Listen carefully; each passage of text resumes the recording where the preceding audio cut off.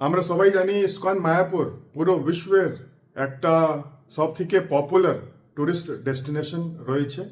দেশ বিদেশ থেকে প্রায় 180 দেশের টুরিস্টরা মায়াপুরে আসে।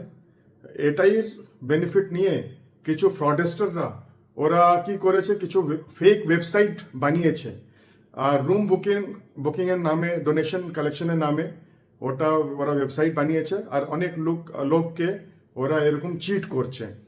আমরা গত এক সপ্তাহ আগে আমরা দেখলাম কি অনেক মানুষ ওরা ফেক বুকিং নিয়ে এই ওয়েবসাইটে ফেক বুকিং করে ওরা মায়াপুরে আসছে সপরিবার।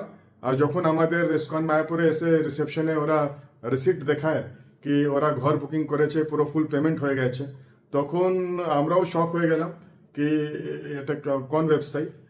তারপরে আমরা নিজের তদন্ত করে দেখলাম কি এটা পুরো ফেক ওয়েবসাইট আছে আর ওরা পুরো মানুষ থেকে পুরো ফুল পেমেন্ট নিয়ে ঘর বুকিং করছে।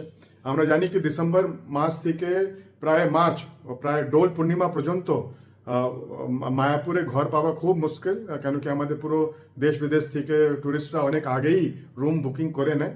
আমাদের ইসকন মায়াপুরের শুধুমাত্র একটাই ওয়েবসাইট আছে, এটা হচ্ছে www.visitmayapur.com। Visit VISITMAYAPUR মায়াপুর.com। আর আমাদের কোনো ওয়েবসাইট নেই। সেই জন্য আমরা হাত জোড়ে আপনাদের সঙ্গে অনুরোধ করব কি আপনারা অন্য কোনো ওয়েবসাইটে যারা প্রলোভন দিচ্ছে কি ওরা রুম দিতে পারে, ঘর দিতে পারে ইসকন মায়াপুরে, তো এটা সম্ভব নয়। এটা আপনারা জানবেন কি এটা ফেক ওয়েবসাইট রয়েছে, সাবধানে থাকুন। আমরা জানি কি এ সময়ে অনেক রকম ফেক জিনিস হচ্ছে, ডিজিটাল অ্যারেস্ট থেকে নিয়ে অনেক কিছু। আমরা জানি হোয়াটসঅ্যাপে মেসেজ পাঠিয়ে পুরো ব্যাংক খালি হয়ে যাচ্ছে, SMS মাধ্যমে হচ্ছে। তো সবাইকে সাবধান হওয়ার দরকার।